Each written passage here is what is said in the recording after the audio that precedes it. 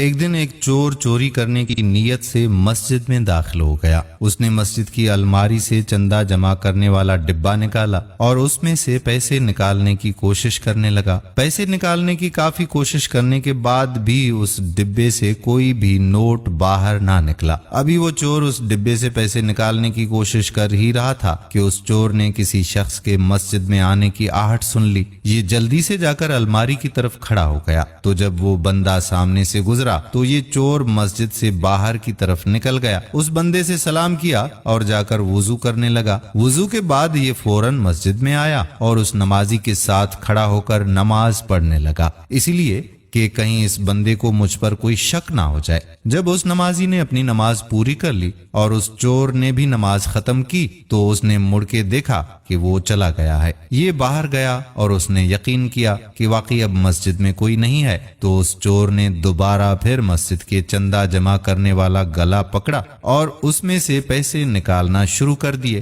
اب یہ چور بڑے مزے کے ساتھ مسجد کے چندہ جمع کرنے والے گلے سے پیسے نکالنے میں مصروف تھا۔ اس نے کافی سارے پیسے نکالے، پھر اچانک اس نے کسی اور شخص کے مسجد میں آنے کی آہٹ سنی۔ یہ جلدی کے ساتھ الماری کے پاس جا کے کھڑا ہو گیا تاکہ دیکھ سکے کہ واقعی کوئی آ رہا ہے یا میرا وہم ہے۔ جب وہاں پر اس نے ایک شخص دیکھا تو جلدی سے آ کر اس نے نماز کی نیت باندھ لی۔ جب وہ شخص مسجد میں آیا تو اس نے اپنے سر پر ٹوپی رکھی اور اس چور کے پاس کھڑا ہو کر اس چور کو بڑے غور کے ساتھ دیکھنے لگا۔ اب اس چور کو یقین ہونے لگا کہ شاید اس نے پیسے نکالتے ہوئے مجھے دیکھ لیا ہے، اس لیے یہ مجھے اس طرح سے دیکھ رہا ہے اور یہاں سے جا بھی نہیں رہا۔ اب وہ جو آنے والا شخص تھا اس نے اس چور کے ارد گرد چکر لگانا شروع کر دیے، اسی لیے کہ یہ نماز ختم کرے اور پھر میں اس کے ساتھ بات کروں۔ اب چور نے جب یہ دیکھا کہ یہ شخص میرے آس پاس موجود ہے تو وہ اگلی نماز کی نیت کر لیتا ہے۔ اس طرح سے اس نے 100 رکعتیں نماز ادا کر لی۔ تو جب یہ تھک گیا تو سوچنے لگا کہ اب تو نماز پڑھنے کی مجھ میں ہمت ہی نہیں ہے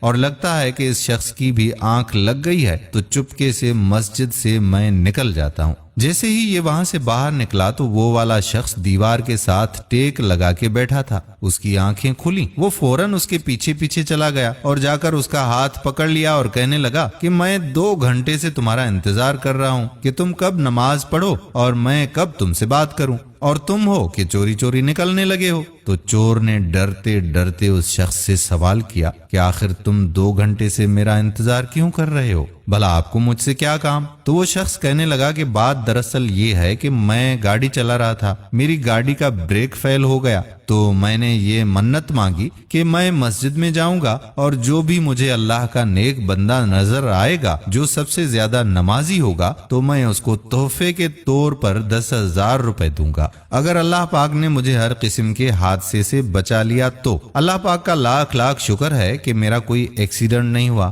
میں بچ گیا، گاڑی بھی سلامت رہی۔ تو میں فوری طور پر مسجد میں آ گیا۔ جب میں مسجد میں آیا تو آپ پر نظر پڑی، تو 2 گھنٹے سے میں آپ ہی کا انتظار کر رہا تھا کہ کب آپ نماز مکمل کرو اور میں آپ کو یہ پیسے دے دوں، تو یہ پیسے پکڑیں، آپ ہی ان سب پیسوں کے زیادہ حقدار ہیں۔ تو اس شخص نے اس چور کے ہاتھ میں 10,000 روپے پکڑوا دیے۔ وہ چور اسی وقت مسجد میں اپنا سر پکڑ کر بیٹھ گیا کہ یا اللہ پاک، میں نے تو صرف دکھاوے کے لیے نماز پڑھی تھی تاکہ کسی کو مجھ پر شک نہ ہو کہ میں چور ہوں۔ یا اللہ پاک، یا اللہ پاک، میں نے صرف دکھاوے کے لیے نماز پڑھی ہے تو نے مجھے اتنا عطا فرما دیا۔ اگر میں سچ میں صرف نماز اللہ کی رضا کے لیے پڑھتا ہوں تو مجھے کتنا عطا فرمائے گا۔ تو اس چور نے سچے دل سے اسی وقت توبہ کر لی اور جو پیسے اس نے وہاں سے چرائے تھے اور جو پیسے اس شخص نے اس کو دیے تھے وہ سارے کے سارے پیسے اس نے مسجد کے غلے میں ڈال دیے۔